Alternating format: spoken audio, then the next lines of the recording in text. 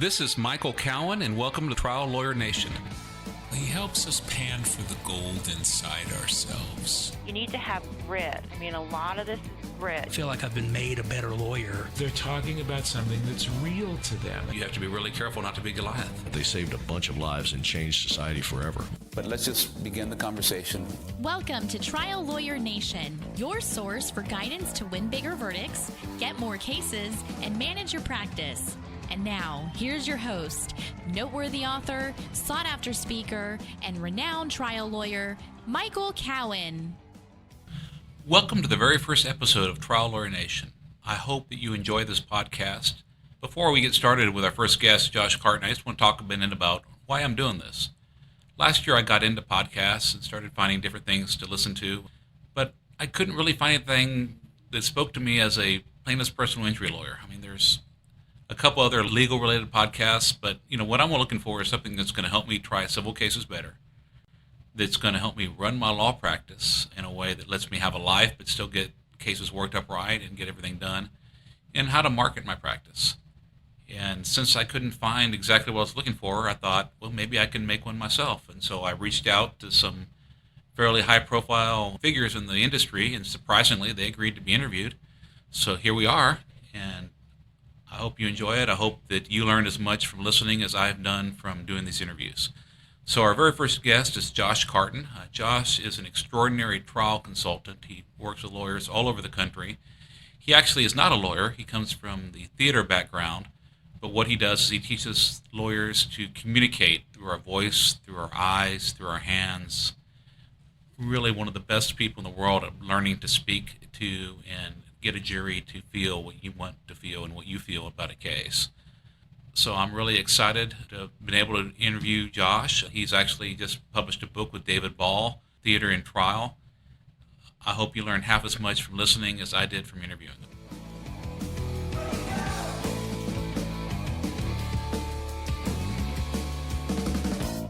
Josh, how are you doing today? Well, I've spent the day with you and the attorneys in your firm, so I'm enriched. Well, thank you. Inspired, grateful. I appreciate that. Me too. For people that might not know who you are, can you tell us a little bit about, who are you and what do you do? I have no idea who I am, Michael. It's funny, they always used to say, you have to know who you are. And I would think, yeah, but which one? Being still connected with, quote, being a real person, like a juror, is valuable. I think my goal is that when the lawyer or the lawyer's witness leaves that stand or the courtroom, they feel that what was in their heart, they knew how to speak. So it's not a question of telling anybody what to say, but as an actor, I used to have such extreme stage fright, so I understand how petrified you can get. So that when you're done, you can turn it over to the jury and feel, okay, anything that I brought, all the kindling, it's been used up. And I can now, there's nothing about, oh, I wish I'd known how to. I think that's what my goal is. Does that sound too esoteric and abstract? Well, as someone that's worked with you, I understand it. And I think how I would describe your work has changed over the years. When I first met you, I would have said that you were someone that teaches someone how to do eye contact and use body language and how to do voice inflection and, better communicate with people. And that's all part of what you do. But I think that once I kind of got past the basic skills and got willing to be more vulnerable and expose myself and not have to perform and not have to be the star in the room as much, not get over the ego things, I think you were kind of like a guide to discover what's really going on. What's the inner voice? How do I communicate with someone? How do I realize I don't have the power to make a juror do what I want them to do? So how do I tell a story in a way that communicates to them in a way that would make them want to do what I would like them to do, if that makes any sense. Well, it makes sense to me. I don't think you can. I don't think you can persuade anybody to do anything. Now, you've just published a book. Just now, right now, Yeah, 2 minutes in answer to your question, right? Well, I mean, in the I'm last, teasing it's come you. out in the last week. Yeah. By the time this gets Yeah. actually on the internet, it will have been out for a month or two. But I just finished reading it last night. Really, The whole thing? Yeah. Wow. I read quickly. I was up till 2 in the morning, but it was engaging, and I mean, for me, it's so much that I've had the pleasure of working with you over the last 20 years, and then to read you describe what I've seen you do was just a really interesting experience.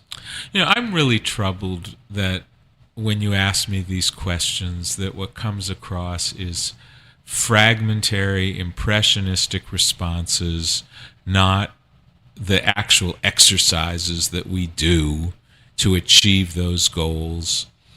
And that's why it took me a long time to write it, because I didn't know how to put it into language, and it exists because David Ball said you have to, and invited me to do it, for which I'm completely grateful. I was going to say, is that what inspired? Because I'm sure you've been doing this and been at the top of your game.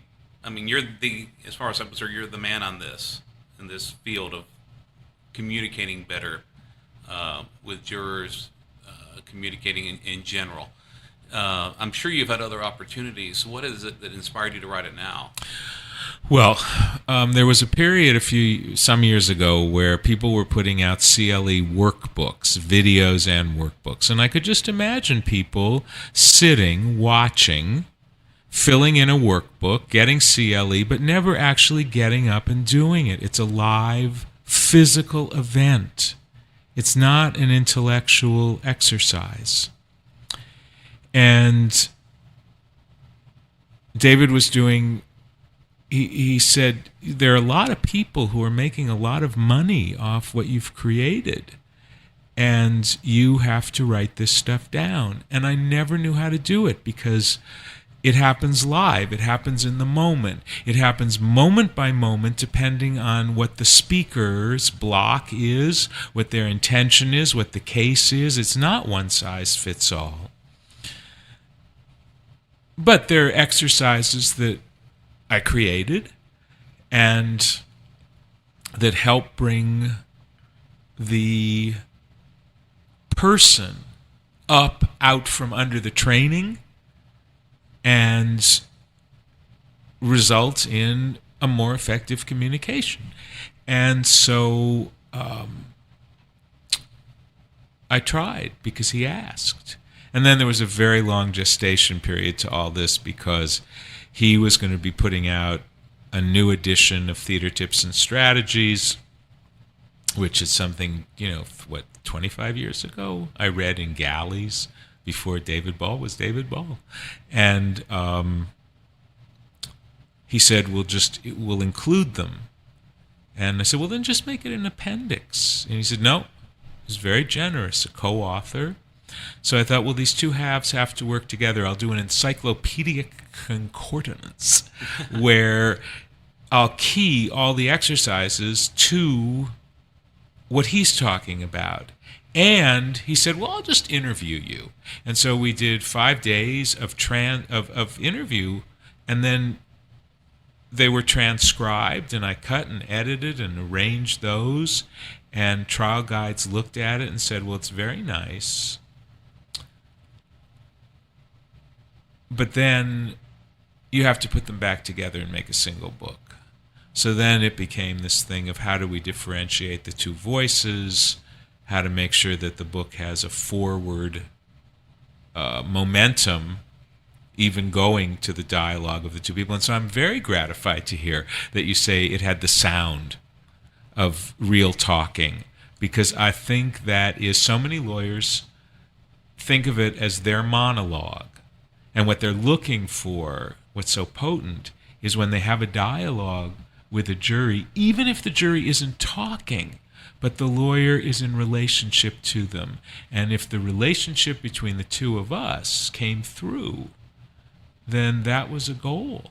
Yeah, and it's probably a little different for me because I've had the pleasure of working with you. I've been able to work with David on a few cases, and so I actually heard both of your voices when I was. I never hear someone's voice when I'm reading. I see words. I don't even hear the words when I read. Typically, I see them. I somehow process them. Well, that was a real challenge too for trial guides because there were two. It had to be two different fonts for each of us, and then there had to be a font for the neutral stuff. And then there was a font for the transcripts of dialogue. It wasn't easy, and I'm so glad it works.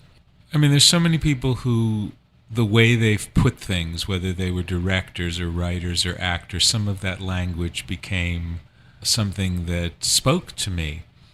And one of them was a director and actress, Joan Darling. And she said that when you see a thoroughbred, they're having an experience of themselves that is the fullest possible experience of themselves that they could be having. And lawyers will get criticized, oh, you're in your head. Well, you have to be in your head a lot. There's a lot of head stuff to do. But when you are in live communication and you are communicating to a jury,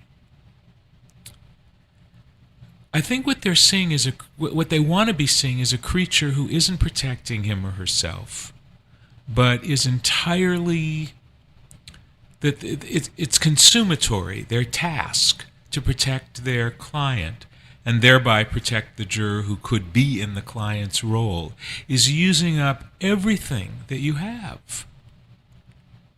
So there's nothing being held in reserve, nothing watching. And I think nothing being faked. And I think that's what lets people trust. The other thing is, and this also comes from acting, you have to have an objective. What are you trying to do? And it has to be a verb. Because I'm not trying to be a lawyer. You can't. And if you could, you'd be fungible with an infinite number of other lawyers. So it would have to be an active verb. That's to say, it would be something you're trying to do that has an effect on someone else that isn't a form of the verb to be.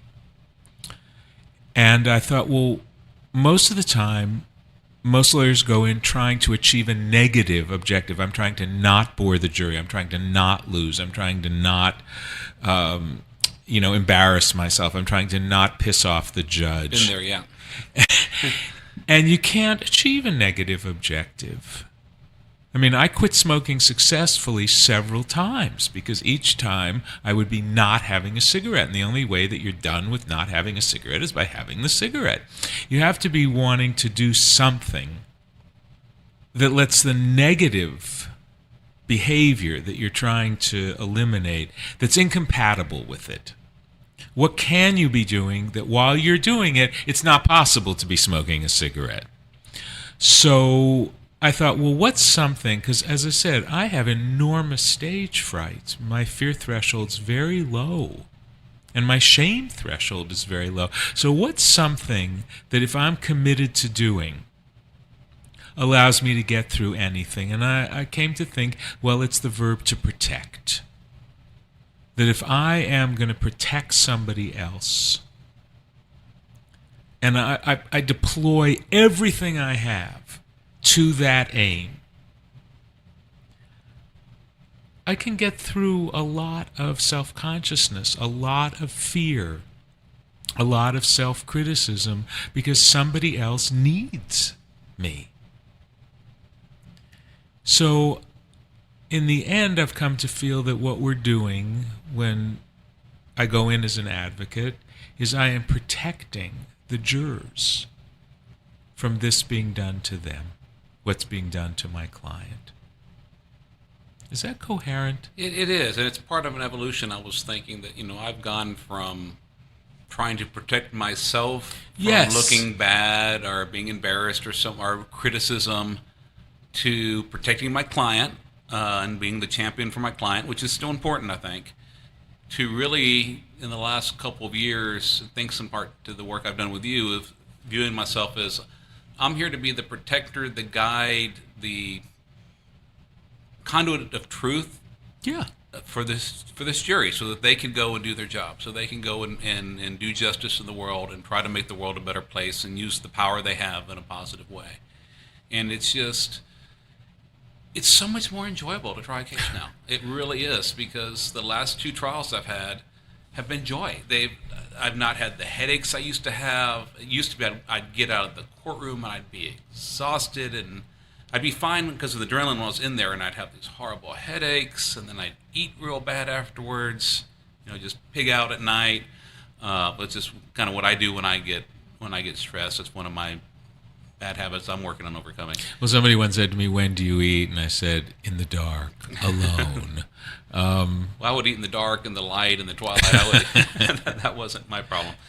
But but when you don't see it as being about you, when you see your goal as being a guide, rather than trying to be the hero and being the one that's going to force this jury to do what you want them to do, or somehow you're going to be so suave and persuasive that they're going to be hypnotized by you or something. You take that pressure off yourself and just say, I'm going to try to discover the truth and share it with these people and make them understand how they can make the world a better place, and then it's up to them. And it's more fun. I've been more successful, but it's just been, my last trial, Mallory Peacock, one of the lawyers that works with me, says, "I can't believe you're so relaxed.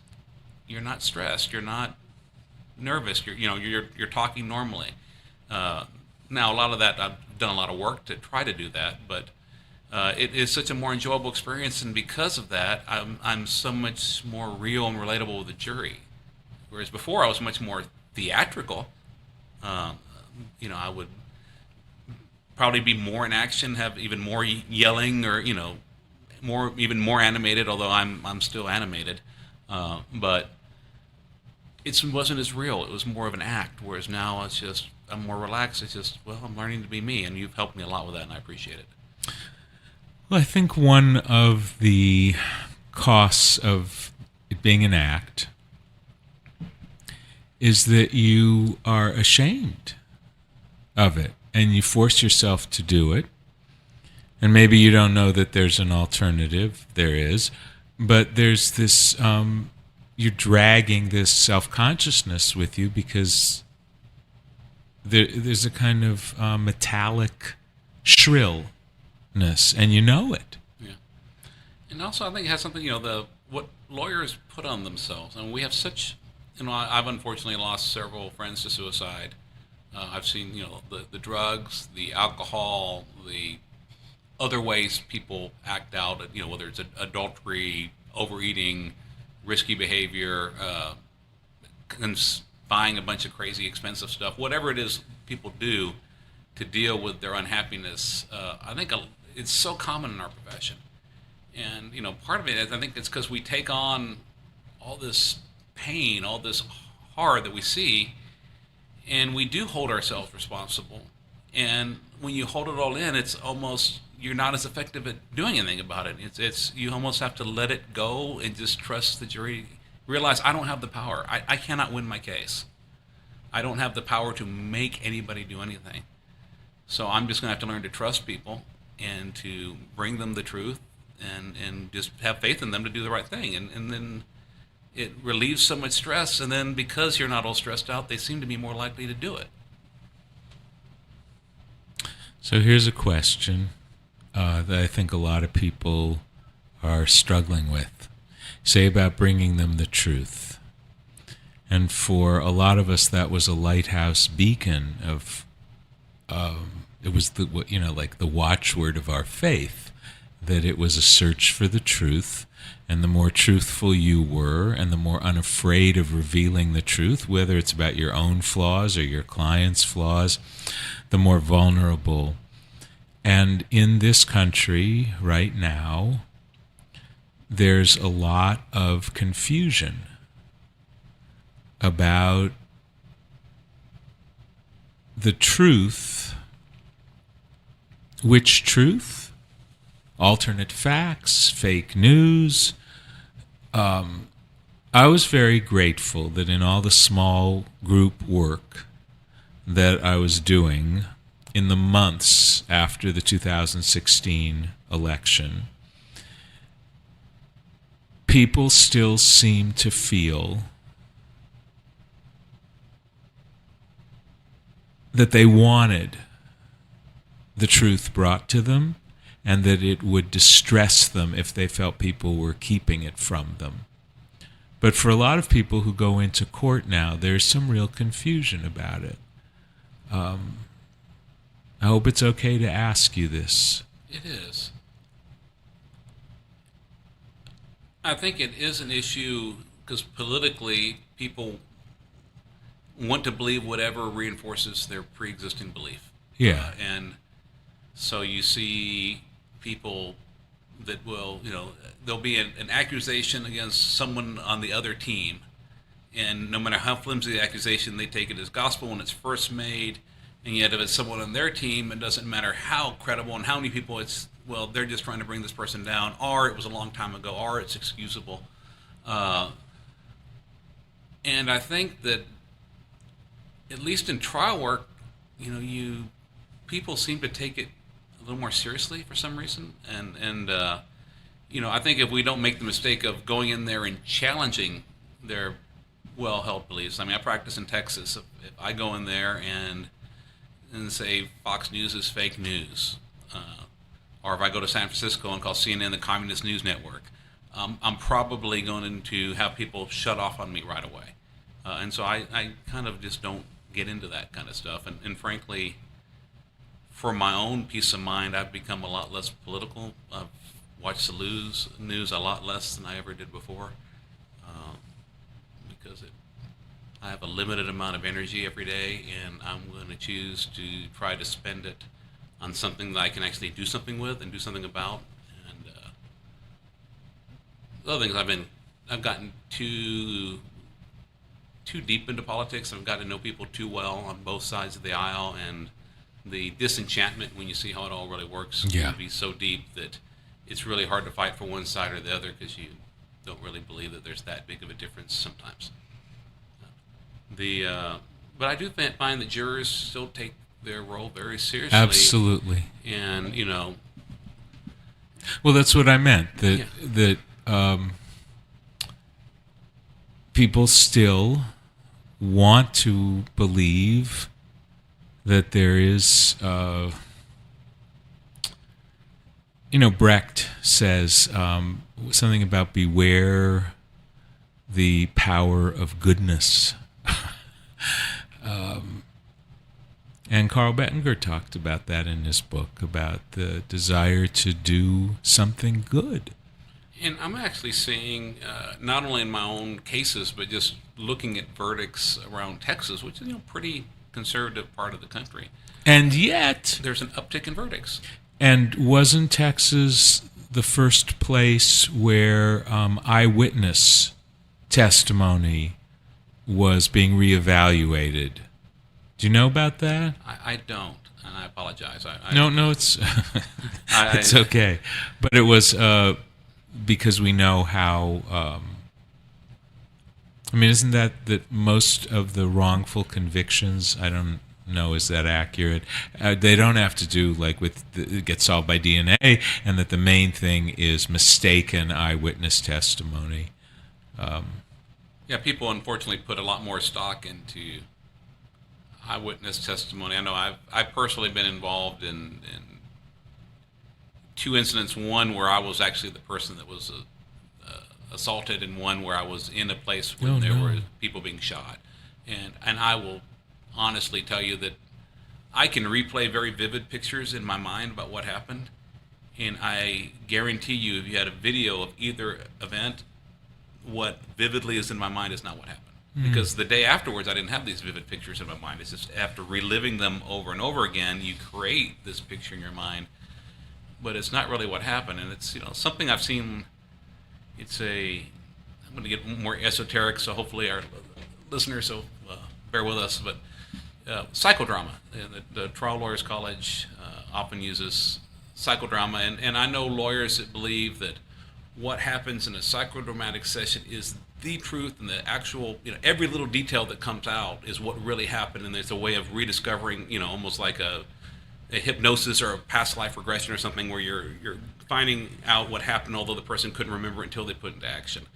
And I think you discover the greater truth of the story and what someone remembers. It helps teach someone to learn their story and find how to tell it better and more persuasively.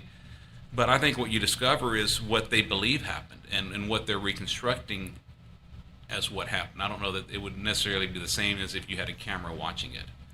When I was little, there's a classic exchange on the playground I remember about, is so, is not, is so, is not, is so, is not.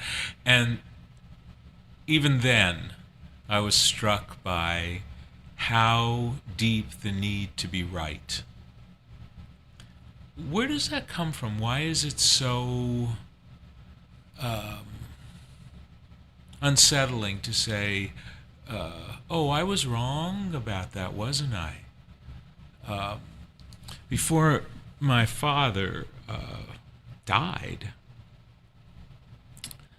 I remember he was in the hospital, and he said to me, looking back on his sternnesses and his rages he said, a lot of what was so important to me, it wasn't really important, was it? And I was just so touched by that. Is it possible to have that not in the hospital facing your mortality, but the need to be right? I know that's something I struggled with in my life. Actually, when you first met me, I had a lot more of a need to be right. And I would argue with people a lot more than I argue now. I used to enjoy, when I was younger, debating and arguing with people. Whereas now, when I went home and someone wants to argue with me, I'm saying I'm a professional at this, so if I'm not getting paid, I don't want to argue. But I really don't argue as a lawyer. That's not what I actually do, because I don't sit there and go back and forth with somebody. But there is a lot of ego in being right. A lot of, if I'm wrong, then I'm vulnerable. If I'm wrong about this, I can be wrong about other things. Then who knows? My foundation. If you don't have a good foundation of who you are, and a lot of, I guess, self-examination, it can be painful not to be right about things. And I think that's why people hold on. And I think it goes back to the whole fake news thing. You want to believe something so bad. Because if you look at, the Russians played both sides, it looks like. If you look at the Facebook ads they were putting as many crazy things out there about the Republicans as they were about the Democrats. I think they ran more ads against the Democrats. And I think that was probably more of a, Donald Trump would be more chaotic for America, which was probably true, than Hillary Clinton would be. But both sides would believe things that looks now are just foreign propaganda because they agreed with it, and they believed something, and this was proof that I'm right, and they wanted to be right so bad that they would overlook the source of it. And unfortunately, I think that happens in trial work too. I think I've seen it in focus groups. I don't have the pleasure of watching real jury deliberations, but we do a lot of focus groups, and you'll see somebody, once they've latched on to, I believe this is what happened, they will twist things around, ignore evidence to the contrary, do everything they can to try to hold on to that position that they're right. Well, supposedly once you connect to a story, then something that contradicts it, you just toss out because it doesn't fit the story that you have.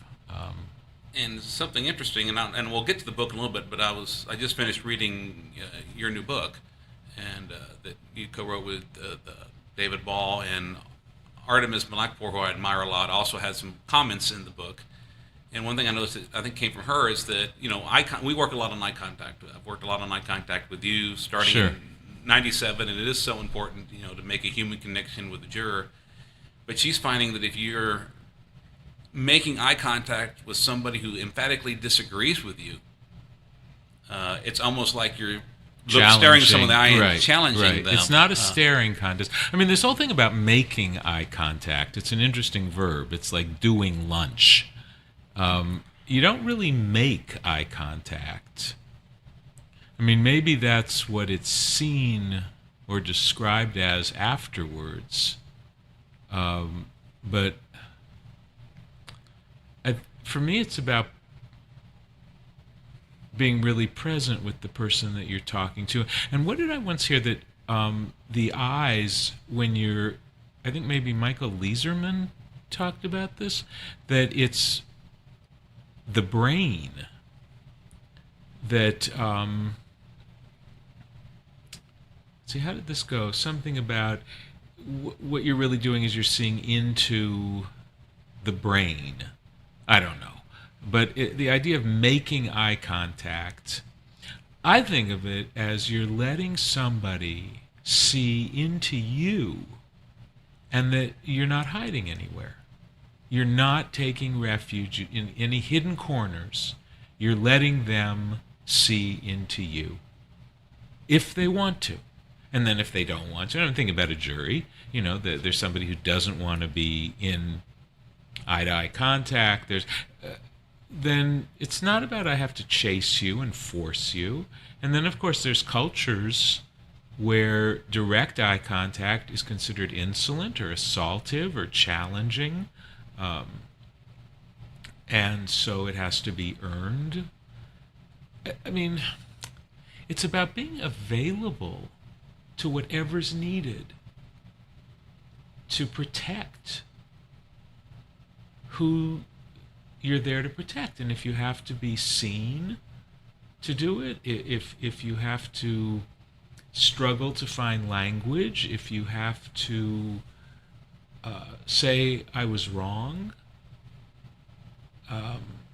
today one of the women attorneys was worried that the emotion could make her seem weak. And it's such a harrowing concern. And a part of me, it hurts that somebody has to be worried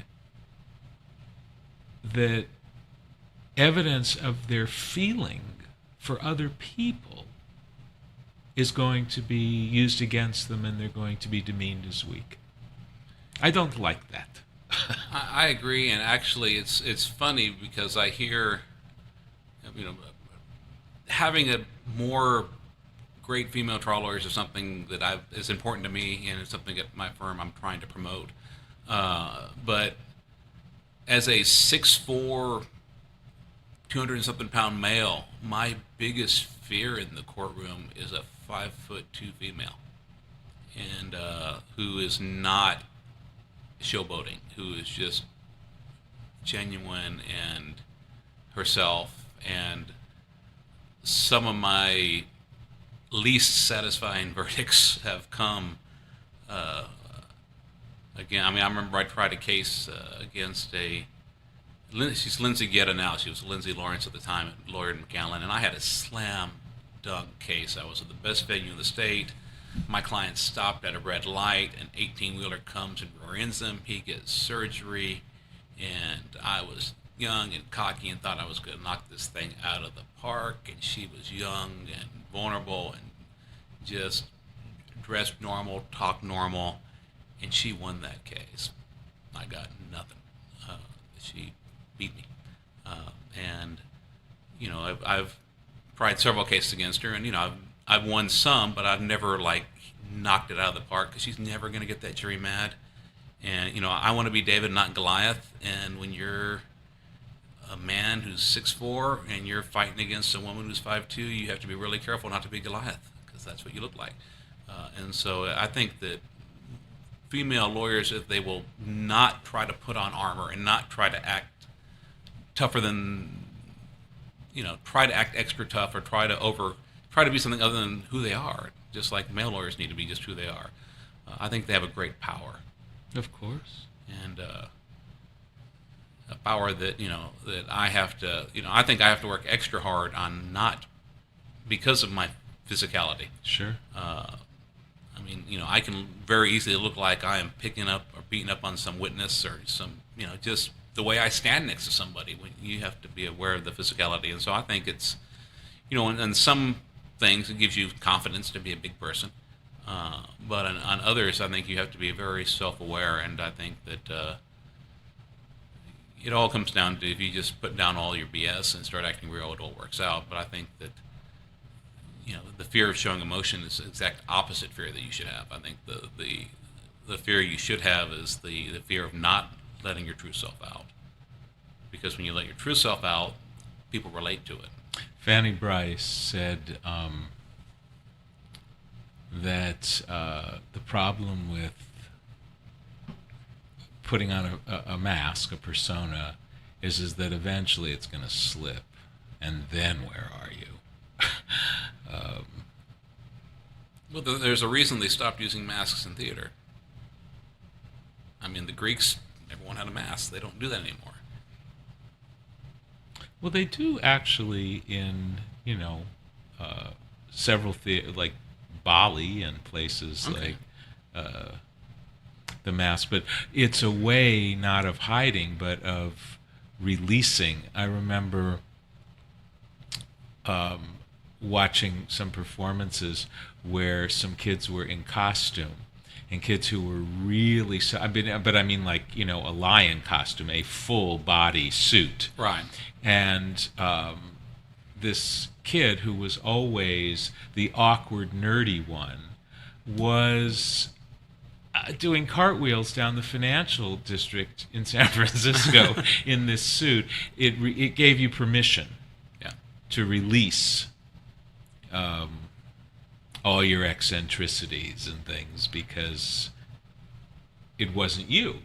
So what are our lawyer costumes that we wear? Because I know I, for one, don't wear a coat and tie to the office, and I don't wear a coat and tie when I'm lounging around the house talking to my kids. I mean, what are our lawyer costumes releases to do? So years ago, I'm watching this National Geographic special, and there was a book called Dress for Success, and I'd never read it, so I don't know. I mean, I'd heard what it was about, but what these guys were saying. So it was following these young professional men who were going into Bloomingdale's or something. And there was a guy from Panama who had this beautiful mahogany skin. And the sales lady showed him a lighter, like a tan khaki suit, summer suit. And he said, no, I can't wear that because, I agree, it looks better with my coloring, but given that white males wear the blue and the black, I need to wear that to show that I can compete. Oy, if I could have thrown the TV across the room. And I thought, this is not the world I want to co-create. Yeah. And it hurt too, because here he was saying, I'm drawn to this. This is what I know aesthetically works better for me. This is my own personal preference, but I'm not allowed, because I have to show that I can pass.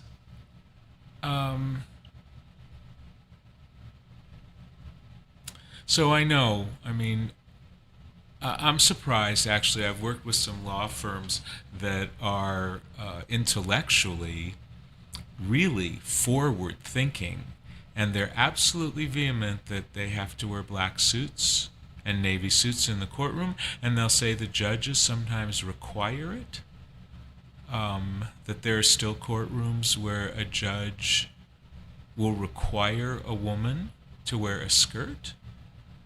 I'm not sure. I mean, I don't understand quite how that's allowed, but... Yeah, I saw that when I first practiced. I knew of some judges that required women to wear skirts. I don't know how many of them there still are, and I'm hoping there aren't many. And I think women should be free to wear skirts if they want to, but my gosh, I don't think that they should be forced. Should men be able to wear skirts, kilts? It makes them happy. I was going to say, right. As an advocate in our current jury pool, are you running a risk of harming your client because Right. a juror is going to Right. react negatively? Yeah, but I mean, it's always like a fine balance, isn't it? It's a Highwire act. How much are you compromising what you want to stand for because you have to choose your battles and it will turn into, and it'll distract from what you're there for. And if you take on the responsibility of somebody else's freedom in either way in the courtroom as an advocate, then as you say, it's not about you. So to turn it into it being about you at the cost of, I mean, this brings up this thing that you were saying about ego. The trial lawyer has to have an extraordinarily large ego. You have to be able to tent in the firmament of that courtroom. On the other hand, be ruthlessly humble when somebody says something that's going to sound critical. And, Eric Oliver said that's one of the 3 marks of maturity, that how'd that go? One, that you can defer instant gratification. Well, count me out. The other is that you would do something even if you thought your mother would think it was good for you, which I loved. And the third was that when somebody's going to tell you something that you think is going to be critical, your first response is, tell me more. We'll turn to that. I mean, to me, I'm not a fashion person anyway. I don't put a whole lot of thought. I'll be honest, I let my wife choose a lot of my clothing. And to me, what I wear in a courtroom, especially in front of a jury, is I feel like I'm an actor that needs to be costumed. I need to wear what is going to be the best for the part that I'm there to play. I need to be there to whatever is going to not get in the way of me communicating with the jury, or maybe even me being more accepting. So, what do you think? What advice do you give on costuming or dressing for trial? There are no absolutes in that. If you're going up against corporate suits, and at the other table there are Ferragamo loafers and Hugo Boss blacks and blues,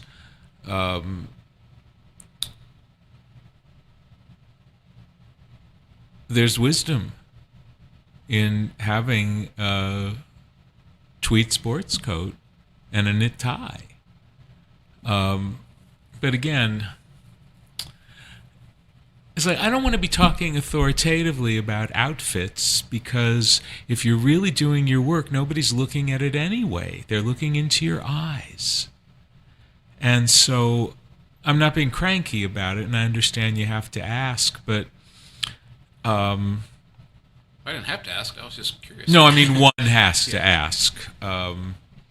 When I remember when I would start working with lawyer groups, if it was a week-long program, on the first night, I would always wear something in blues and blacks to establish my integrity, and then the next day would move into the browns. And now I haven't worn a necktie in a very long time. But I'm not doing what the lawyer has to do, where I'd wear a necktie. What do you wear? I generally, again, I'm a 6'4", 200 and something pound male, so I generally do not wear a suit. I generally wear khakis, a shirt, a tie, and a earth tone jacket. Mm-hmm. I sometimes will wear a navy blue blazer. But that's usually a laundry issue, not a. I prefer the earth tone jacket, And my thought is just You not prefer a wet jacket? an earth tone, like a brown, Uh-huh. tan. I'm not really good at describing colors. I don't have the vocabulary for it, but brownish, tannish types of colors. And to me, I don't want to look. I've been a corporate lawyer. I don't want to be one. I don't want to look like the big, powerful alpha male. I don't want to look like the lawyer on TV and the TV ad promising you a lot of money. Yeah. I want to look off code. I still want to look respectable. I dress decent because I think if you're too sloppy, that's a distraction too. Right. I've learned to do protein shakes for lunch so I don't come back with food spilled on my tie and shirt. Because again, it's a distraction. It's not just that it looks bad, but if a jury is looking at my food stains, they might not be paying as much attention to me.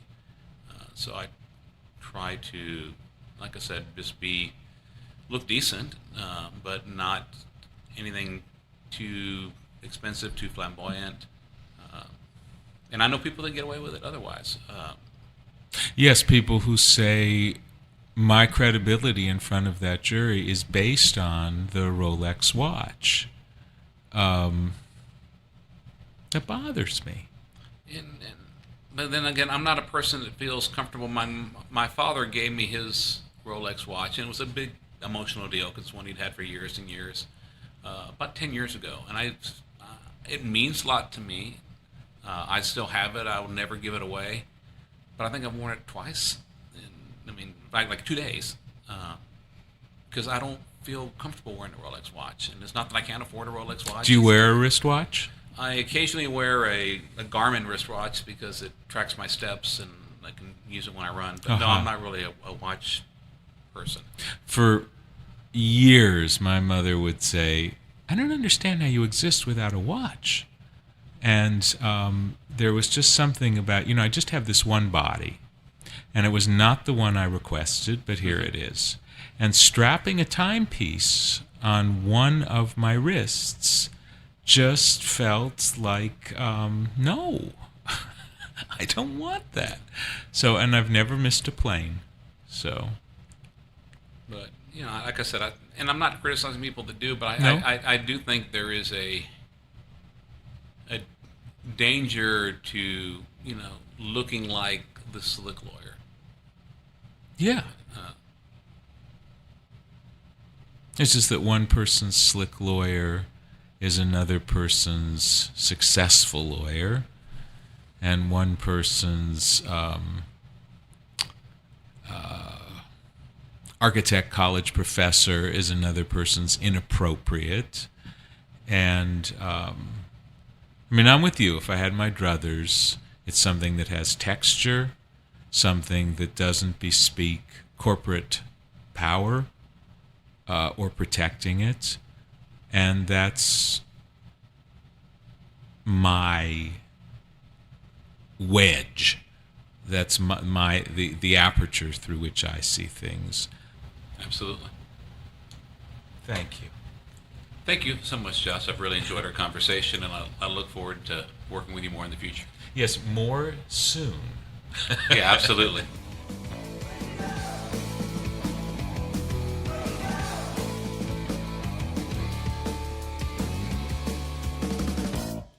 I hope you enjoyed our interview with Josh Karton. As you could probably tell, I really like talking to someone I've known for that long and really learned about how and why he does some of the exercises we've been doing the last 20 years. If you want to learn more about what Josh does, I really recommend you buy his book, Theater and Trial, that he wrote with David Ball, or work with him on a case, or go to a Trial Lawyers College workshop. He's presenting at many of those, and get the first-hand experience, because Josh will make you a better lawyer. I hope you come back for our next episode. We have Joe Freed, a nationally renowned trucking lawyer, who's going to talk about not only being a trucking lawyer, but how to hyper-specialize, how to become really good in one area, how he did it, and how you can do it too. We look forward to talking with you again soon as we continue to explore powerful insights from our amazing host and remarkable guests here on Trial Lawyer Nation. Until then, please be sure to subscribe and review this podcast on iTunes or your favorite listening app so we can continue to reach more listeners. Visit us at www.triallawyernation.com to send us a message, listen to previous podcasts, or learn more about Michael Cowan and our guests. This podcast has been hosted by Michael Callen and is not intended to, nor does it create the attorney-client privilege between our hosts, guests, or contributors and any listener for any reason. Content from the podcast is not to be interpreted as legal advice. All thoughts and opinions expressed herein are only those from which they came.